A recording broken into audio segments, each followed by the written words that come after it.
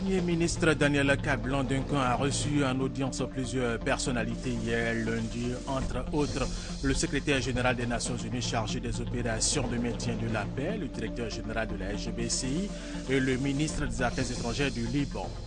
30 milliards de francs CFA, c'est la valeur du financement du projet d'appui à la production agricole et la commercialisation à extension ouest. L'accord est financé par le Fonds international pour le développement de l'agriculture, signé en marge des assises de la FAO sur la nutrition en Italie. Le Ballon d'Or 2014 va se disputer entre l'Argentin Lionel Messi qui joue à Barcelone, le Portugais Cristiano Ronaldo qui joue au Real de Madrid et Manuel Neuer, le gardien de but allemand qui joue au Bayern de Munich. Mesdames et messieurs, bienvenue et merci de regarder RTI 1. Deux ministres étaient devant les membres de la Commission des affaires sociales et culturelles de l'Assemblée nationale hier lundi. Le premier, le ministre de la promotion des sports et loisirs, défendait le projet de loi relatif au sport, et le deuxième, le garde des Sceaux, ministre de la Justice, des Libertés publiques et des droits de l'homme, défendait un projet relatif aux greffiers. Et ces projets ont été adoptés par les députés. Le ministre des Affaires étrangères du Liban est à Abidjan pour une visite d'amitié et de travail. Il a été reçu à déjeuner par le ministre d'État, ministre de l'Emploi et des Affaires sociales, Moussa Dosso, qui assure l'intérim du ministre Charles Dibi et Kofi. Au cours de ce déjeuner, ils ont échangé sur les relations entre la Côte d'Ivoire et le Liban. Plus de 80 000 ressortissants de la communauté libanaise vivent en Côte d'Ivoire. C'est de loin la plus importante communauté libanaise en Afrique. Une raison pour le ministre des Affaires étrangères du Liban d'effectuer une visite d'amitié et de travail en Côte d'Ivoire. C'est un pays qui reçoit chaleureusement les Libanais, qui les accueille, et eux, de leur part, ils participent activement à l'économie, ils s'intègrent parfaitement au tissu social de ce pays. Pour Gebran Bassil, cette visite revêt un caractère important. Elle permet de renforcer les relations ivoiro-libanaises. La communauté libanaise offre plus de 300 000 emplois aux populations et son apport fiscal est estimé à plus de 350 milliards de francs CFA. Des données qui satisfont le ministre d'État Moussa Dosso, représentant le ministre d'État, ministre des Affaires étrangères, Dibi Kofi. Selon le ministre de l'Emploi et des Affaires sociales, la visite de Gebran Bassil est un gage de la qualité de l'amitié ivoiro-libanaise. Des échanges de présents pour matérialiser l'excellence de cette amitié de longue durée que les deux pays entendent fortifier davantage. Un reportage d'Abou Sanogo. Restons dans le domaine de la coopération. Le ministre de l'intégration africaine et des Ivoiriens de l'extérieur, par le biais de sa direction générale en charge des Ivoiriens de l'extérieur, a rencontré les résidents du Bénin. La rencontre s'est déroulée à Cotonou en présence du consul et de plusieurs associations. Objectif de cette rencontre, prôner l'union et la solidarité entre les Ivoiriens vivant au Bénin. Solidarité et union. C'est l'essentiel du message livré aux Ivoiriens résidant au Bénin par le directeur général des Ivoiriens de l'extérieur, Isiaka Konaté. Le représentant du ministère de l'intégration africaine et des Ivoiriens de l'extérieur invite ses compatriotes à taire les querelles politiques et contribuer au développement de la Côte d'Ivoire. Le message d'espoir d'abord, c'est qu'aujourd'hui nous avons un pays qui est à leur écoute. Un pays qui a décidé de consacrer un ministère entier aux questions relatives à la diaspora, ce qui est historique dans l'histoire de notre pays. Mais c'est aussi de leur dire que des solutions sont en voie pour la résolution de beaucoup des préoccupations qui nous sont relayées constamment en ce qui concerne la diaspora à travers nos différentes visites. Au cours des échanges, le consul honoraire du Bénin, Dominique Loko, a salué les actions du ministère de l'intégration africaine et des Ivoiriens de l'extérieur qui visent à ramener la cohésion dans la communauté ivoirienne au Bénin. Les Ivoiriens vivant au Bénin ont été informés qu'un forum à l'intention de la diaspora se tiendra dans le mois de janvier 2015. On estime à plus d'1 420 000 les Ivoiriens vivant à l'extérieur de leur pays. Et c'est un reportage de Francis Boifo. Bonne nouvelle pour les automobilistes ivoiriens. Le prix du carburant a baissé en Côte d'Ivoire. Le super est passé de 750 francs CFA à 739 francs CFA, soit une baisse de 11 francs CFA, et le gasoil de 615 francs CFA à 600 francs CFA, soit une baisse de 15 francs CFA. Un soulagement pour les automobilistes.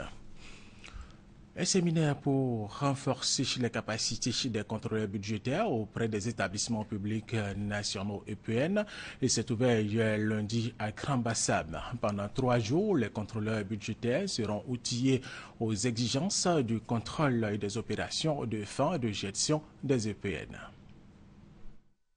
La présente rencontre se veut non seulement une occasion pour parfaire vos connaissances sur le contrôle budgétaire, mais aussi un cadre de sensibilisation et d'échange en vue de susciter un changement de comportement. La maîtrise des textes et procédures de gestion budgétaire des EPN, l'élaboration du rapport du contrôle budgétaire et l'optimisation du contrôle et du suivi de l'exécution du budget des EPN, entre autres objectifs assignés à ces séminaires de formation des contrôleurs budgétaires. Présent, le ministre chargé du budget, Abdourahmane Cissé, a fait quelques recommandations aux contrôleurs budgétaires face aux critiques émises à leur encontre par les ordonnateurs. Nous entendons souvent des reproches de la part des ordonnateurs qui se plaignent de la lenteur des contrôles qui sont effectués par le contrôleur budgétaire. Donc il était important qu'on organise ce séminaire afin de pouvoir mettre les choses à plat, revoir la question même du contrôle et voir quelles sont les améliorations que nous pouvons apporter dans le contrôle effectué par l'ensemble des contrôleurs budgétaires. La mission principale des contrôleurs budgétaires, veiller à la bonne exécution du budget des EPN. En Côte d'Ivoire, ces contrôleurs budgétaires sont au nombre de 91. Au titre de l'exercice budgétaire 2014, le montant global du budget soumis à leur contrôle s'élève à plus de 279 milliards de francs CFA. Un reportage de Koné Parga Soro. La Fédération ivoirienne des consommateurs Le Réveil a effectué une visite au poste de paysage d'Aloko à 5 km d'Abidjan. L'ouvrage inauguré le 18 novembre dernier par le Premier ministre Daniel Kablan Duncan est opérationnel. Cette organisation de consommateurs est allée comprendre le fonctionnement de cet outil de protection de la route. Guiroger Nguessan, Christelle Ménan. Ces camions poids lourds stationnés sont pour la plupart en surcharge. Le poste de pesage à basse vitesse d'Alokwa est donc opérationnel depuis une semaine. Les propriétaires de ces véhicules devront s'acquitter d'une amende de 4 000 francs pour le trafic national ou 11 000 francs pour l'international. Le taux de surcharge en Côte d'Ivoire est estimé à 70%. Sur le site, le président de la Fédération ivoirienne des consommateurs Le Réveil, qui déplore le phénomène et applaudit ce nouvel outil de protection de la route. Les surcharges tuent nos routes. Et donc, pour pouvoir les maintenir en bon état et développer les réseaux routiers, il fallait mettre ce système-là en place. Soumaoro Ben Fali a visité la station pour comprendre son fonctionnement. Il a tour à tour visité le poste d'opération, lieu d'enregistrement des véhicules, et la caisse où sont réglés les frais de pesage et les amendes. Nous avons écouté, nous avons entendu, nous avons vu et nous adhérons entièrement au système de pesage qui ne pèse pas sur le consommateur, qui ne pèse pas sur le coût de la vie. Le contrôle du poids des camions fait partie des actions menées pour préserver les chaussées des grands axes routiers de l'intérieur du pays, action qui induira par ricochet une réduction des temps de trajet et des coûts du transport. L'avenir de la Côte d'Ivoire jusqu'en 2040 était au centre d'un atelier. Pendant 3 jours, les experts et chercheurs du Centre ivoirien de recherche économique et sociale, avec le soutien du ministère d'État, ministère du Plan et du Développement, ont réfléchi sur différents scénarios possibles par rapport à l'avenir de la Côte d'Ivoire dans 26 ans. Et les perspectives sont bonnes dans plusieurs secteurs d'activité. Nous y reviendrons dans nos prochaines éditions. 30 milliards de francs CFA, nous vous le disions dans nos titres.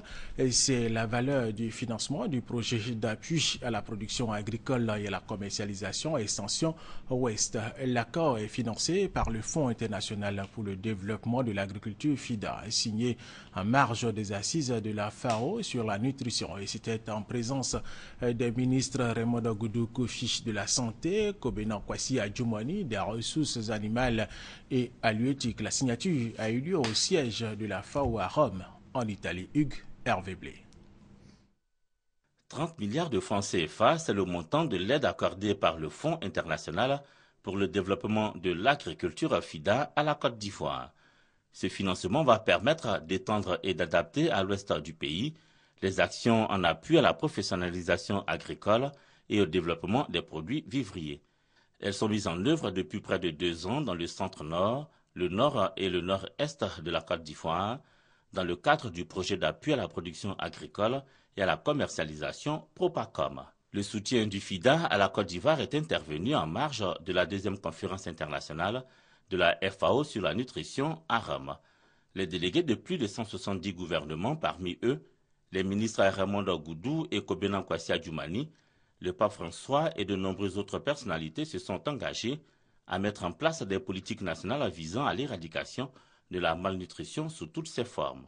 Il va falloir que l'accent soit mis sur la production des aliments que nous consommons, mais en même temps que la répartition de ces aliments-là se fasse sur toute l'étendue du territoire, de sorte qu'il n'y ait pas des personnes qui soient bien nourries et d'autres mal nourries.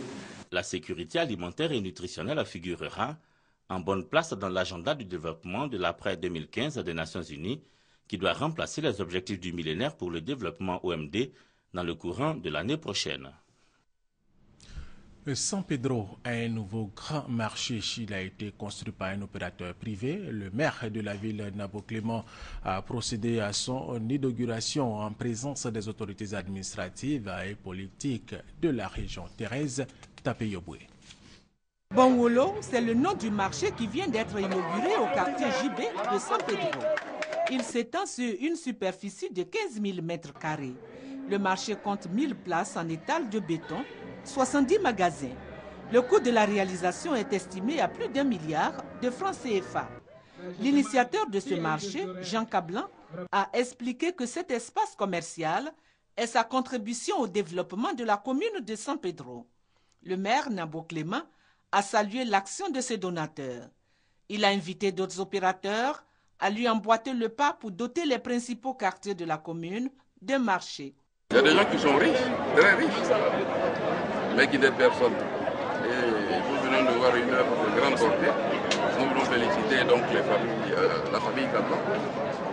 C'est du jamais vu à San Pedro et il faut que ça continue. Chaque quartier de San Pedro doit avoir un marché comme ça. Il faut au moins 10-15 marchés comme ça à San Pedro. Il a lancé un appel aux femmes du sous-quartier voisin CMA afin d'acquérir des places au sein de ce marché et de libérer la chaussée. Le marché Bonwolo dispose de nombreuses commodités, dont un site de déchargement de 1300 mètres carrés, des toilettes publiques ainsi qu'une mosquée. Le marché Bonwolo devient le 4e grand marché de San Pedro, après le principal marché Félix Nabo au quartier Bardo, le grand marché de la cité et celui du quartier Lac. Pour relever le défi du développement de la région du Sud Komoué, les fils et filles de cette localité s'engagent dans une nouvelle dynamique, celle de l'unité, de la fraternité et de l'entraide à travers la mise sur pied des cadres pour le développement du Sud Komoué. C'est une mutuelle. Témoin, Kwasi Mamadou. Située au sud-est de la Côte d'Ivoire, la région du Sud Komoué regorge de nombreuses potentialités économiques et culturelles, notamment des plantations industrielles, des vieilles et de palmiers à huile, avec à la clé de belles plages. Cette région compte également de nombreux cadres. Malgré toutes ces potentialités, le Sud Komoué rencontre d'énormes difficultés pour son développement. Pour les fils et filles de cette partie de la Côte d'Ivoire, l'unité, la fraternité et la solidarité permettront d'atteindre l'émergence. Fort de cela, une nouvelle structure est née depuis le mois de septembre pour fédérer les forces. Il s'agit de la mutuelle des cadres pour le développement du Sud Komoué, Mukadesc. Nous ne voulons pas nous substituer aux institutions existantes. Bien au contraire, nous voulons être un outil de développement à la solde de ces institutions-là.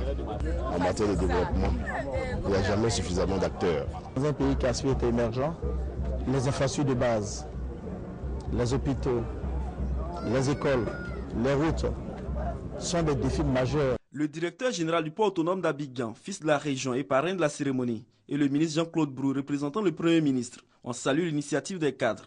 Ils souhaitent que cette structure soit un véritable outil de développement pour le bien-être des populations. Il s'agit de s'approprier le principe de développement participatif en apportant une place de choix à l'implication de nos populations, à l'identification des problèmes locaux, à la définition des solutions et à leur mise en œuvre afin de contribuer à donner plus d'efficacité et de durabilité au projet.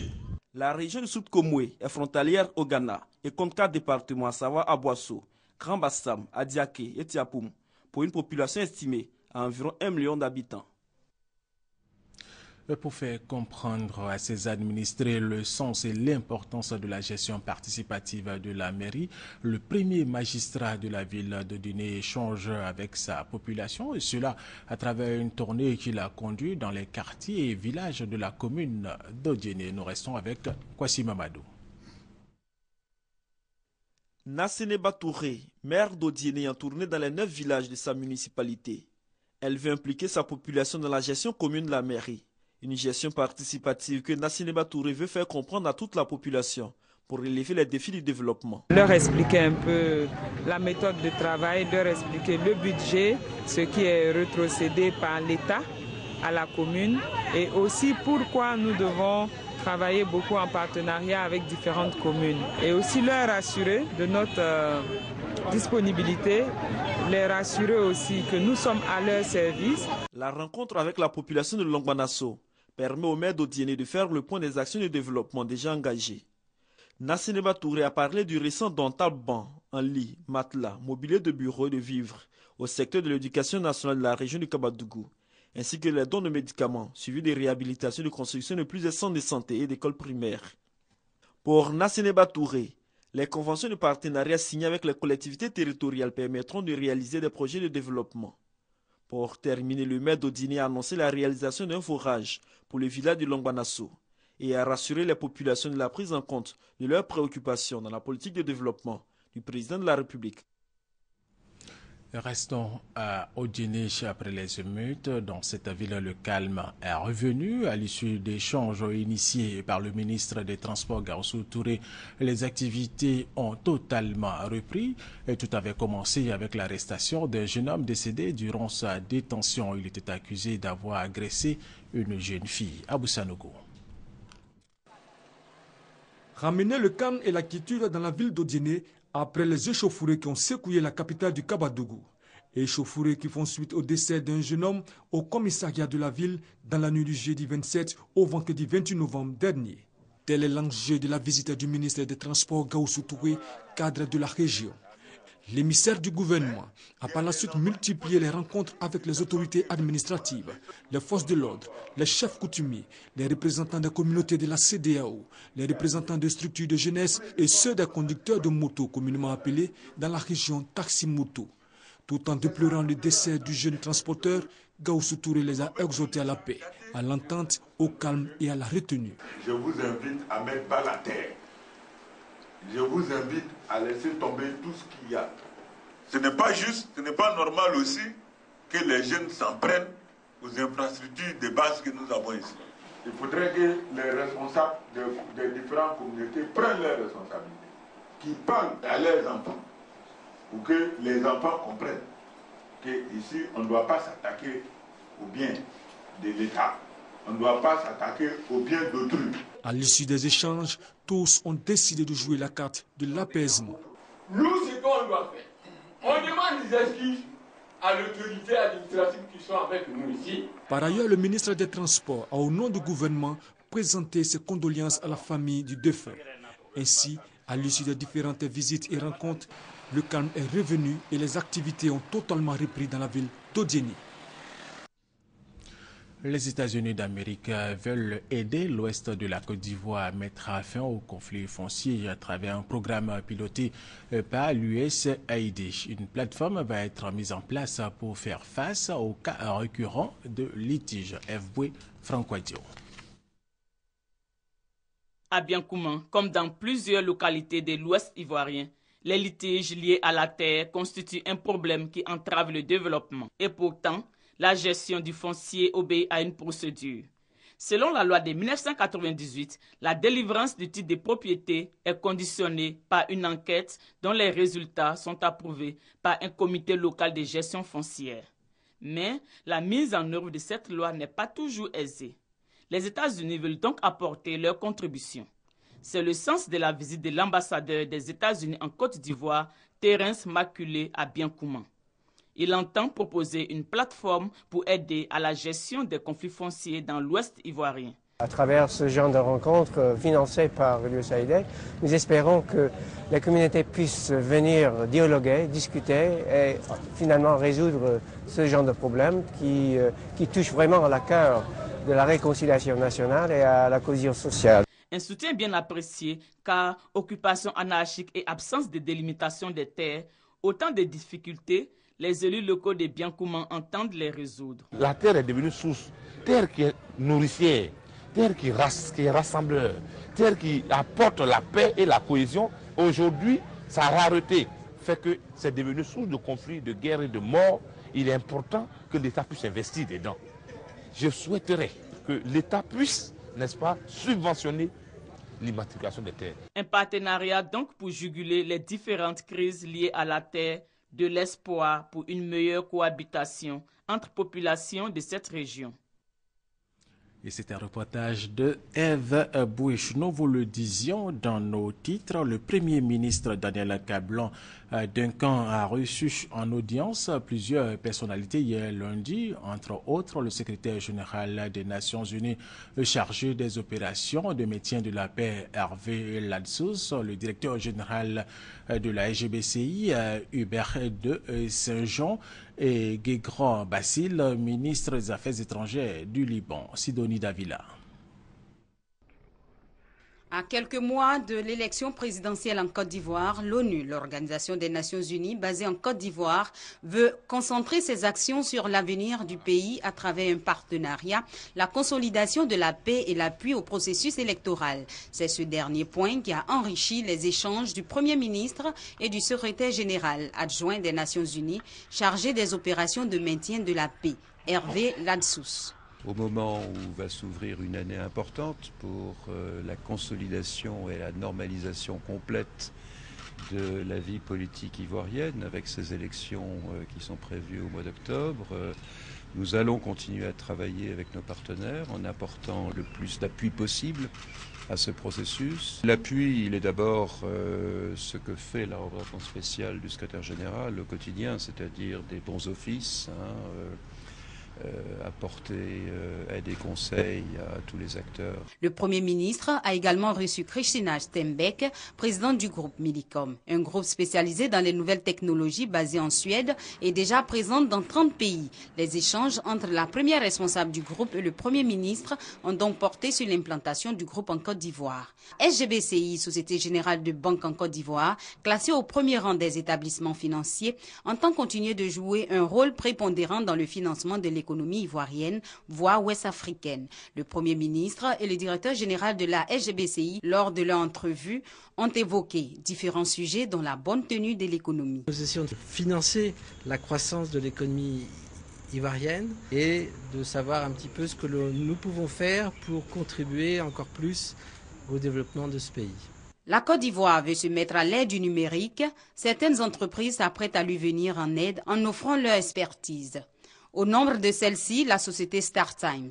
Son PDG Pang Zingzing, reçu par Daniel Kablan-Duncan. Il a expliqué au Premier ministre son ambition de participer au projet numérique en Côte d'Ivoire. La dernière audience a été accordée au ministre des Affaires étrangères libanais.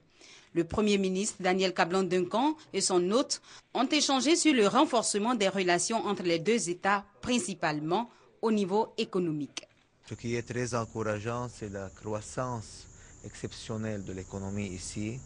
on veut essayer d'en profiter et aussi d'offrir toute la créativité des Libanais pour avoir une valeur ajoutée à l'économie ici.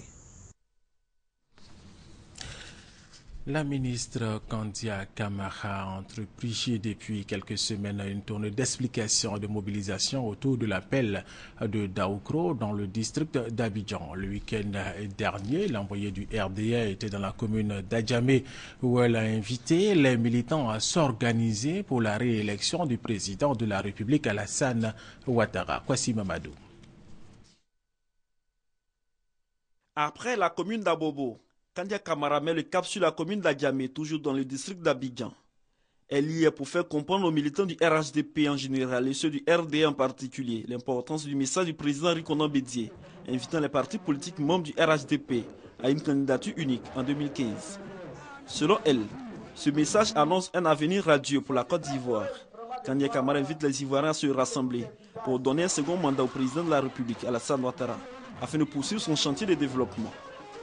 Chose qui permettra à la Côte d'Ivoire d'atteindre l'émergence à l'horizon 2020. Parce que l'émergence, c'est quoi? L'émergence, c'est un pays qui donne la priorité à l'éducation et à la formation de ses enfants. On a ça. L'émergence, c'est quoi? L'émergence, c'est qu'il y a des centres de santé avec du personnel, avec des médicaments. Et ça, aujourd'hui, on a ça. L'émergence, c'est quoi? L'émergence, c'est quand vous avez des rues propres. Or, quand on accédait au pouvoir, tout le monde a vu Abidjan, les ordures. On appelait Abidjan, c'était plus la paix des adultes, c'était la paix des ordures. La ministre Kandia Camara soutient également que l'éducation est une priorité dans cette politique de l'émergence.